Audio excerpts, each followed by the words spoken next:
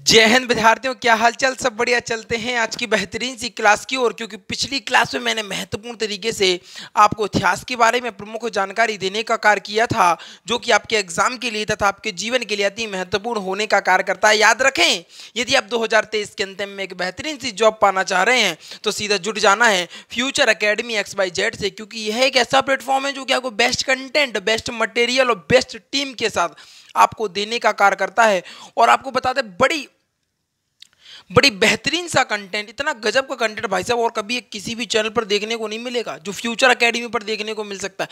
भाई साहब इतना बेहतरीन सा कंटेंट देते हैं ना, एक बार पढ़ के तो देखो, जीकर तो देखो, और थोड़ा एक बार फ्यूचर एकेडमी से जुड़कर तो देखो। आनंद ना आ जाए तो कह देना कि सर मजा नहीं आया। 100 पे 100 आएगा भाई साहब। जैसे कि आप लोग देख रहे हैं ना, जीके की जितनी भी ट्रिक बता रहे हैं कतई जानदार शानदार ट्रिक हैं भाई साहब। बच्चे भर भर के कह रहे नहीं सर मजा आ गई, सर बहुत गजब की ट्रिक, सर ऐसी ट्रिकों की जरूरत थी। तो भैया ये कंटेंट का कमाल है, और ट्रिकों में नहीं। ऐसा नहीं है कि अकेला ट्रिकों ही में कंटेंट बेस्ट हो। भैया हर जगह पर जितनी भी हमारी टीम द्वारा जो कंटेंट दिया जाता है ना आपको, वाकई में बहुत गजब का, बहुत जानदार शानदार तरीका का कंटेंट आपको देखने को मिलता है। तो चलते हैं बढ़िया सी क्लास की ओर, क्योंकि बहुत जानदार शानदार क्लास होने वाली है विद्यार्थियों। अगर हम प्रमुख रूप से बात करें भारत में डेनिश एवं फ्रांसीसी कंपनियों को आगमन, हमने आपको बताया चाहे वो डच हो, चाहे वो डेनिश हो, चाहे वो फ्रांसीसी कंपनी हो, कोई भी हो, लेकिन दबदबा जो रहने वाला है वो एकमात्र कंपनी का, ब्रिटिश ईस्ट इंडिया कंपनी का दबदबा रहने वाला है। और ये जो कंपनी है ना, ये हल्के वल्के में मत लेना भैया। ये भाई साहब इतनी गजब की रणनीति बनाती ना कि आप एक दूसरे लड़ते रह जाएंगे और ये अपना काम निकाल कर साइड से निकल जाएगा। ये युद्ध को दूसरा विकल्प मानते थे, पहला विकल्प अपने दिमाग को मानते थे। पहले ही दुश्मनों को अपने दिमाग से पराजित कर दिया करते थे। बाद की बात होंगे, युद्ध होगा तो होगा, बाद की देखेंगे, वो उसकी टेंशन नहीं है। पहले जो देखते थे ना प्रमुख रूप से, वो पहले उसको दिमागी तौर से हराने का प्रयास करते थे कि ये दिमाग से हार जाएगा तो युद्ध में तो हम इसको चुटकियों में हरा देंगे। इनकी जो रणनीति थी ना, बहुत अपर लेवल की थी। अब जहाँ पे सोच नहीं सकते ना, वहाँ पर उनकी रणनीति बनना प्रारंभ होती थी। बहुत जानदार शानदार तरीके से सोचा करते थे ये लोग। अगर हम प्रमुख रूप से बात करें भारत में डेनिश कंपनी तथा फ्रांसीसी कंपनियों के आगमन की, तो डेनिश लोग जो थे वो डेनमार्क के निवासी थे। एग्जामिनर पूछ लेता है कि बताइए जो डेनिश लोग हैं वह कहाँ के निवासी थे, तो कहना सर ये डेनमार्क के निवासी हैं। और डेनमार्क कंपनी की स्थापना, यानी डेनिश कंपनी की स्थापना 1616 ईस्वी में हुई थी। डेनिश कंपनी की स्थापना कब हुई थी, कहना सर डेनिश कंपनी की स्थापना 1616 ईस्वी में हुई थी। भारत में डेनिश की स्थापना, भारत में डेनिश की स्थापना 1620 में हुई थी। कब हुई थी देखो, अगर वो पूछे यूरोप की, अगर डेनिश की बात करें, सॉरी, अगर वो डेनमार्क की बात करें तो ये लोग डेनिश जो लोग थे वो कहाँ के थे, डेनमार्क के थे। अगर वो डेनमार्क की बात करें तो डेनमार्क में डेनिश कंपनी की स्थापना 1616 ईस्वी में हुई थी। परंतु अगर वो भारत की बात कर दे तो चीज़ें बदल जाएंगी और आंसर जो होने वाला होगा आपका वो 1620 होगा। आप सोचिएगा 1616 में वहाँ पर स्थापना करी और जस्ट 4 साल के बाद यहाँ इन लोगों ने भारत में स्थापना करने का कार्य किया। प्रमुख रूप से आपको बता दें तंजौर और तमिलनाडु में इन्होंने अपनी कंपनी की स्थापना करने का कार्य किया। 1676 ईस्वी में सिंगापुर यानी बंगाल में एक फैक्ट्री लगाने का कार्य किया, जो वाकई में जानदार शानदार आपको बता दें कंपनी हुआ करती थी। लेकिन इन्होंने बहुत दिमाग लगाया, इन्होंने विचार किया, जहां जहां पर इन्होंने एक बेहतरीन सा दिमाग लगाया कि भैया हमें फैक्ट्री वहाँ पर खोलना है जहाँ पर प्रॉफिट ज़्यादा हो सके। दिमाग लगाना देख रहे हैं, बहुत दिमाग लगाएंगे ये व्यक्ति। मैं बार बार कहता हूँ दिमाग की बात, क्योंकि वाकई में ये अंग्रेज इस प्रकार हैं कि आपको लड़ा देंगे, आपको भिड़ा देंगे और अपना काम निकालेंगे और आपको रास्ते से हटा देंगे। आपको छोड़ेंगे नहीं, आपको रास्ते से हटा देंगे और आगे बढ़ते चले जाएंगे। इस प्रकार के व्यक्ति हुआ करते थे। अगर हम 1676 की बात करें तो सिंगापुर में सिरमपुर यानी बंगाल में इन्होंने फैक्ट्री लगाई। सिरमपुर बंगाल में इन्होंने फैक्ट्री लगाने का कार्य किया। ये सिरमपुर है ना, ये आपको श्रीरामपुर, ये बंगाल में अवस्थित है। बंगाल में इन्होंने फैक्ट्री लगाने का कार्य किया और जानदार शानदार तरीके से यहाँ पर फैक्ट्री लगाई। अगर हम बात करें 1845 ईस्वी की, तो 1845 डेनिश कंपनी ने अपनी संपत्ति को ईस्ट इंडिया कंपनी को बेच दिया। भाई बड़ी बात है। हम कह रहे ये सारी कंपनियां आएंगी जाएंगी और दबदबा बना रहेगा केवल ईस्ट इंडिया कंपनी का, और ये सब लोग अपनी अपनी संपत्ति को इन्हीं को बेचकर जाएंगी। आने वाले समय में दबदबा बनकर रहेगा, वो रहेगा केवल ईस्ट इंडिया कंपनी का। अगर हम प्रमुख रूप से बात करते हैं डेनिसों की, तो डेनिसों ने 1620 में तंजौर यानी तमिलनाडु जिले में त्रावणकोर में अपनी पहली फैक्ट्री की स्थापना करने का कार्य किया। ये पहली फैक्ट्री है ना, एग्जाम बार बहुत बार पूछ लेता है, पूछता है। एग्जामिनर जो है ना भैया, वो पूछता है, कहता है कि बताओ डेनिश लोगों की जो कंपनी थी, यानी पहली जो कंपनी थी जिसको वो कहाँ पर खोली गई थी। कहना सर ये त्रावणकोर में खोली गई थी। ऑप्शन में आपको त्रावणकोर भी दिख सकता है, तंजौर भी दिख सकता है, तमिलनाडु में भी तंजौर तमिलनाडु के जिले में त्रावणकोर में इन्होंने अपनी पहली फैक्ट्री की स्थापना करी। एग्जामिनर आपको ऐसे क्वेश्चनों में ऐसे घुमाएगा कि आप घूम जाएंगे। वो क्वेश्चन आपको आता है, आपने कई बार पढ़ा है, परंतु आप उस क्वेश्चन को भूलने का कार्य करेंगे, इस बात की मैं आपको गारंटी दे सकता हूँ। आपने वही क्वेश्चन आते हैं एग्जाम में जो आपने पढ़े होते हैं। अरे कहते नहीं, जैसे ही पेपर खुलता है ना, अरे ये भी पढ़ा हमने, ये भी पढ़ा, ये भी कर, एक्साइटमेंट में लगाए आते हैं, सब कुछ आता, सब कुछ है, पढ़ा सब कुछ है, लेकिन वो एग्जामिनर घुमाता है, आपके दिमाग से खेलने का प्रयास करता है, और जब आप उसके दिमाग में घूम जाते हैं ना, तो बस एग्जाम से बाहर हो जाते हैं। वो शब्द ही आपको ऐसे देगा जो आपको लगेगा कि नहीं वाकई में हमने इसको पढ़ा है और मैं इसको टिक करने का कार्य करूंगा तो वाकई में मुझे ये क्वेश्चन के नंबर हमें देखने को मिलेंगे। परंतु जो आप सोच रहे हैं, एग्जामिनर आपसे विपरीत अवस्था में सोचने का कार्य कर रहा है, वो आपको क्वेश्चनों में घुमा रहा है। आपको घूमना नहीं है और आप घूमेंगे भी नहीं, क्योंकि आप फ्यूचर एकेडमी XYZ के विद्यार्थी हैं। ऐसा ही नहीं है, सब चीज़ें है ना, यहाँ पर ऐसे ही नहीं पढ़ाई जाती हैं चीज़ें। भाई कुछ चीज़ें अलग तो होंगी ना। यहाँ पर भले आपको बता दें डिजिटल पैनल नहीं है, स्मार्ट बोर्ड नहीं है, बड़ी बड़ी चीज़ें नहीं हैं, लेकिन बड़ी बड़ी एडिटिंग नहीं हो पाती है, बड़ी बड़ी चीज़ें थंबनेल नहीं हो पाते हैं, टाइटल नहीं हो पाता है, डिस्क्रिप्शन भी नहीं हो पाता है कभी कभी, लेकिन कंटेंट में कहीं कुछ नहीं दिखता है आपको कमी। क्यों नहीं दिखती है? कि मेरा जो फोकस रहता है ना, मेरा फोकस रहता है कंटेंट पर, क्योंकि विद्यार्थियों को कंटेंट मिलेगा ना, दौड़ता हुआ आएगा। मुझे मतलब नहीं है कि मैं बड़ा सा थंबनेल बनाऊं, इसके बाद ये से ये हो गया। अरे भाई क्या जरूरत है ये थंबनेल बनाने की? है कोई आवश्यकता नहीं। आप देखेंगे तो अधिकतर मेरी वीडियो पर थंबनेल ही नहीं है, क्योंकि मैं कंटेंट पर फोकस करता हूं। भाई मैं कंटेंट पर फोकस करूं कि मैं अलग से लेके भैया टैग बनाऊं, टाइटल लिखूं, इसके अलावा है ना आपको बैनर बनाऊं, उसको चिपकाऊं, ये नहीं यार, है ना। बताइए आप लोग, थंबनेल बनाऊं बैठ के, ये काम करूंगा तो फिर कंटेंट कौन बनाएगा? भाई कंटेंट बनाना जरूरी है, कंटेंट आपके लिए महत्वपूर्ण है, तो मैं उसी चीज़ पर फोकस करता हूँ। वह बाकी की चीज़ें ठीक है। कभी कभी तो क्या होता है, ऑटो फोकस हो जाता है कैमरे से, अब वो समझ में नहीं आ रहा, लेकिन दोबारा रिकॉर्ड कर देते हैं। कभी सेव ही नहीं हुई तो फिर दोबारा रिकॉर्ड करनी है। कई तमाम प्रकार की समस्याएं सामना देखने को मिलता है, लेकिन हम कहते हैं नहीं, विद्यार्थियों के लिए जो महत्वपूर्ण है ना, वो देने से मैं चूकूंगा नहीं। चाहे जब तक ये सिर पर, इस धर पर ये सिर रहेगा ना, तब तक आप लोगों के लिए जीने का प्रयास करूंगा, आप लोगों के लिए जीने का कार्य करूंगा, और आपको इस बार सिलेक्शन दिलाकर ही रहने वाला हूँ। बिल्कुल सिलेक्शन दिलाकर ही जाऊंगा विद्यार्थियों। अगर हम बात करें फ्रांसीसी कंपनियों के बारे में, क्योंकि कंटेंट पर मुझे भरोसा है, अपना जो कंटेंट दे रहा हूँ ना मैं, वो कंटेंट पर भरोसा है, और नहीं पता मुझे चीज़ें, और क्या है क्या नहीं है डज नॉट मैटर। ठीक है। फ्रांसीसी कंपनियों की अगर बात करूं, तो फ्रांसीसी कंपनियों के आगमन की प्रमुख रूप से बात करूं तो यह पहली कंपनी है जो भारत सरकार की अनुमति से खुली थी।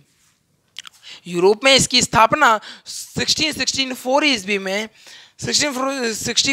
में फ्रांस शासक लुईस 14 और मंत्री कॉल्वर्ट के सहयोग से इसकी स्थापना की गई थी। इस समय भारत पर जिसका शासन चल रहा था वो कहीं ना कहीं औरंगजेब का था। मैं बता रहा हूँ ना, जब आपको बता दें भारत जब कब्जे में हुआ ना, भारत जब गुलाम हुआ ना, तो एकमात्र कारण जिनका शासन चल रहा था ना, वो एकमात्र व्यक्ति थे जिनका नाम था मुगलों का शासन चल रहा था।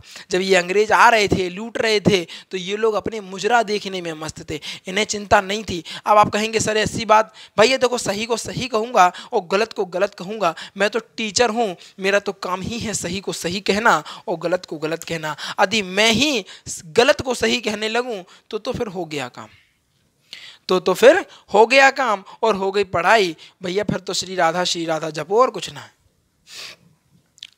क्योंकि आपको बता दें ये जो मुगल थे वो कहीं, मैं सभी शासकों की बात नहीं कर रहा हूँ, आप लोग सोचेंगे सभी की बात नहीं कर रहा हूँ, लेकिन मुगलों के जो अधिकतर शासक मिलेंगे वो कहीं ना कहीं आपको दारू में लिप्त, आपको बता दें मुजरा देखे तो उनका पूरा दिन निकलता था। उन्हें ये मतलब नहीं है कि हमारे पड़ोस में क्या हो रहा, उन्हें ये मतलब नहीं है कि हमारी बीवी क्या कर रही, उन्हें ये मतलब नहीं है कि हमारे बच्चे क्या कर रहे, उन्हें तो सिर्फ अपनी मस्ती से मस्त और अपने आप में मस्त रहना ही पसंद रहता था। मैं सभी शासकों की नहीं कह रहा हूँ, लेकिन अधिकतर शासक मुगलों के यही रहे हैं। इसी कारण अंग्रेज़ों ने भारत को गुलाम बनाने का कार्य किया है। एक ब्रिटिश इतिहासकार का बहुत बढ़िया सा शब्द है और उनका कहना है कि हमें तो भारत को गुलाम बनाने में बिल्कुल मेहनत ही नहीं करनी पड़ी, ऐसा लग रहा था कि ये लोग तो हमारा इंतजार कर रहे हैं कि आओ और भारत को गुलाम बनाओ। ये इतिहासकार कहते हैं, ब्रिटिश के इतिहासकार कहते हैं। विश्वास नहीं है तो जाइएगा और गूगल पर सर्च करिएगा तो आपको उस इतिहासकार का नाम और पूरी डिटेल देखने को मिल जाएगी, ऐसा नहीं है। अच्छा आगे बात करें, यह जो कंपनी थी यह पहली सरकारी कंपनी थी और भारत में इसकी स्थापना 1668 में हुई थी, ठीक है ना। यूरोप में 1664 में हुई थी और भारत में 1668 में हुई थी, ठीक है। और गुजरात में फ्रैंको कोर के रूप में इन्होंने एक पहली फैक्ट्री खोली। फिर इसके अलावा मूसलीपट्टनम में भी खोली जो कि आंध्र प्रदेश में है, पांडुचेरी में खोली। इन्होंने फैक्ट्री वहीं खोली, आपको यहाँ पर लिख भी दिया है नोट में कि वहीं खोली जहाँ पर अंग्रेजों ने अपनी फैक्ट्रियों का निर्माण किया था, क्योंकि ये कहीं ना कहीं जो फ्रांसीसी थे कहीं ना कहीं अंग्रेजों से बड़े प्रभावित थे, अंग्रेजों से बहुत प्रभावित रहने का कार्य कर रहे थे। वो सोचते थे कि नहीं वाकई में अंग्रेजों ने जो काम किया है वो काबिलियत तारीफ है, अगर हम उनके ही लक्ष्य कदम पर चलेंगे तो कहीं ना कहीं हम भी एक बहुत बड़ा रोल प्ले कर सकते हैं भारत में। क्योंकि आपने सुना होगा कि जब भी बात होती है बड़े लोगों की, अगर आप बड़े लोगों के साथ रहते भी हैं ना, सिर्फ रहना भी है ना, तो आपकी चीज़ें बदलने लगती हैं, आपका लाइफ स्टाइल बदलने लगता है, आप बदलने लगते हैं। अगर गुरु के लक्ष्य कदम पर आप चल रहे हैं तो वाकई में आपको सफलता मिलने का कार्य होगा। और अंग्रेज जो थे वो बड़े चालाक व्यक्ति हुआ करते थे, बहुत चालाक व्यक्ति हुआ करते थे। वो सोचते थे कि चिंता नहीं है, अब तुम पीछे आ रहे आ जाओ, लेकिन ये जो भाई साहब है ना, ये सिर्फ सोचते हैं कि नहीं राज शासन करेंगे ना तो सिर्फ हम ही करेंगे। क्योंकि याद रखना, जब इसके टक्कर में या फ्रांसीसी कंपनी या डेनिश कंपनी या डच ईस्ट इंडिया कंपनी या पुर्तगाली ईस्ट इंडिया कंपनी, कोई भी इनके टक्कर में अगर खड़ा हो जाता तो ये भारत को उतना नहीं लूट पाते जितना कि इन्होंने लूटने का कार्य किया था। चीजें कहीं ना कहीं बदल रही थी और भारत की परिस्थिति भी बदलती हुई आपको नजर आ रही होगी कि अब किस प्रकार भारत बदलेगा और जिसको सोने की चिड़िया कहा जाता है वो किस प्रकार बदलता हुआ आपको दिखेगा। टाइम तो वो भी देखा है जहां पर 2 टाइम का, 1 टाइम का खाना खाकर हमने अपने जीवन को व्यतीत किया है। हमारे पास ऐसे ऐसे नेता भी रहे हैं और आज के नेताओं की तो क्या कहें भैया, उनको तो इधर से प्रणाम है दूर से। हाँ भाई साहब, भाई खतरनाक हैं, उनकी कुछ कह ना सकें भैया, सही बह रहे हैं। राजनीति से तो दूर ही रहे तो बढ़िया है, चलो। नहीं तो अपना छोटा सा परिवार है, बेकार है, हटाओ इसको, कहाँ से आ गया, फ्यूचर क्या है, हटवा देंगे तो और टेंशन है, वो काम नहीं करना है भाई। तो अगर अब आपको चीज़ें समझ में आ गई होंगी, इस बात का मैं भरोसा आप लोगों पे कर सकता हूँ। आगे की जो चर्चा है कहीं ना कहीं प्रमुख रूप से हम कल करने वाले हैं, लेकिन हमने आपसे हमेशा कहा है कि जब भी हम क्लास को समाप्त करते हैं तो एक बार रिवीजन का कार्य अवश्य करते हैं, क्योंकि जिस प्रकार जीने के लिए खाना और पानी की आवश्यकता होती है, इसी प्रकार जॉब के लिए रिवीजन की आवश्यकता होती है। अगर जॉब चाहिए ना तो रिवीजन तो करना पड़ेगा। तो रिवीजन की ओर चलते हैं। अगर हम बात करें भारत में डेनिश एवं फ्रांसीसी कंपनियों के आगमन के बारे में, तो डेनिश लोग जो थे वो डेनमार्क के निवासी थे। डेनिश कंपनी की स्थापना 1616 ईस्वी में भारत के डेनिश में स्थापित 1620 ईस्वी में भारत में डेनिश कंपनी की स्थापना 1620 तंजौर तमिलनाडु और 1676 यानी 1676 ईस्वी में सीरमपुर बंगाल की फैक्ट्री लगाई गई। अगर हम बात करें 1845 में डेनिश कंपनी ने अपनी संपत्ति ईस्ट इंडिया कंपनी को बेच दी और डेनिशों ने 1620 ईस्वी में तंजौर यानी तमिलनाडु जिले में त्रावणकोर में अपनी पहली फैक्ट्री की स्थापना करने का कार्य किया। फ्रांसीसी कंपनियों के अगर आगमन की बात करें तो यह पहली कंपनी थी जो कि भारत में भारत सरकार की अनुमति से खोली गई थी। भारत में सरकार की अनुमति से, भारत सरकार की अनुमति से नहीं, भारत में सरकार की अनुमति से खोली गई थी। भारत सरकार की नहीं, क्योंकि अभी तो सरकार वर्कर कुछ है ही नहीं, अभी तो शासकों का राज्य चल रहा है। अभी सरकार कहाँ से आ जाएगी भाई साहब? ये सिर्फ सरकार यानी उन लोगों की सरकार की बात चल रही है, अपने यहाँ तो कुछ है ही नहीं। अभी तो दारू पिए शासक डले हैं, अभी कहाँ से सरकार आ रही है?